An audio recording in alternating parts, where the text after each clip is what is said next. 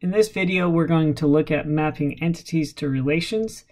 This is taking the entity relationship diagram and converting it into a relational model. Entities with only simple attributes, such as product in this case, is going to look identical. However, we are going to include the domain constraints as it pertains to each field. Those with composite attributes, what we're going to do is eliminate the composite attribute, in this case address, and then keep each of the component attributes, street, city, state, zip code, as separate line items. So as you can see, we've converted them here, and then we give each one of them their own separate domain constraint. For multi-valued attributes, hopefully you never model your entity relationship diagram with multi-valued attributes. But if you do, this is the way that you're going to convert it. You're going to take that skill and you're going to create a new relation called employee skill. And we are going to use employee ID and skill together as the primary key. And employee ID individually is going to be used as a foreign key that links back to the employee ID on the employee table. So this essentially becomes a one-to-many relationship because skill has multiple values for that particular employee. For mapping binary relationships in a one-to-one relationship, I'm going to look at which side has an optional, so in this case care center, and that's going to be where the foreign key goes. Now if it's a mandatory one to a mandatory one, then I just choose which side to put the foreign key on, but not both. So in this case, I'm going to take nurse ID from nurse, and it's going to become the foreign key in care center that links back to the nurse ID in nurse. Notice that I broke name into its separate component attributes.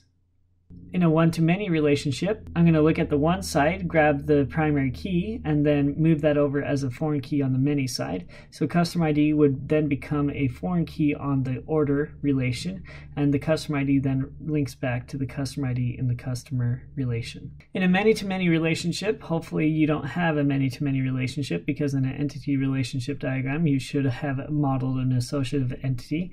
But in the case that someone hands you over an entity relationship diagram that has a many-to-many relationship, you're going to need to create an associative relation that is going to take the primary key of both sides of the relationship, combined together, become the primary key of the new relation, or you can use the surrogate identifier as the primary key.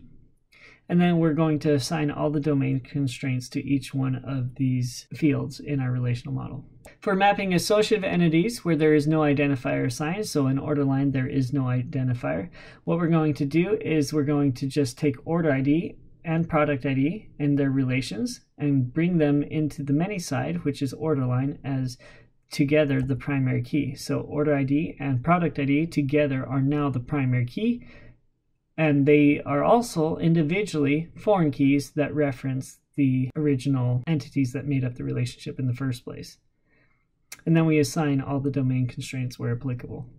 For mapping associative entities where the identifier is assigned, so in this case shipment ID is the identifier that's been assigned, we're going to still take the primary keys of the entities that made up the relationship in the first place, such as customer ID and vendor ID, and we're going to move them into shipment as foreign keys. So customer ID becomes a foreign key in shipment, which then links back to the customer ID in the customer table, and same goes for the vendor ID in the shipment table, linking back to the vendor ID in vendor. For mapping unary relationships, we're going to take the primary key on the one side and move it as a foreign key on the many side. Well, that becomes the same relation. Since we can't have multiple fields with the same name, we're going to just give it a new name. So in this case, employee ID becomes manager ID that then references back to itself. And then we assign the domain constraints that are applicable. For mapping many-to-many relationships, just like in our ERD, when we have many-to-many relationships, we would need to create an associative entity. In this case, we would also need to create an associative relation. So this associative relation becomes component, and it is made up of item on both sides. So it's going to have an item ID and an item ID as the primary key, but since we can't have two fields with the same field name, we're going to use item ID and component ID together as the primary key, but individually they are both foreign keys that point back to the same relation of item. For mapping ternary relationships, we're going to take the primary key of everything that created the relationship in the first place. So patient ID, physician ID, and treatment ID together are going to become the primary key in appointment. However, to get that alone is not sufficient. For example, a patient could see the same physician and receive the same treatment multiple times, and so that would violate the primary key. So we also need to add date and time as part of the primary key. So in this case, a better idea would be to use appointment ID as the primary key.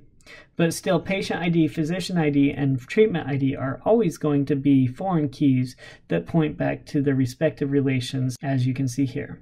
And then we would attach the appropriate domain constraints, as you can see.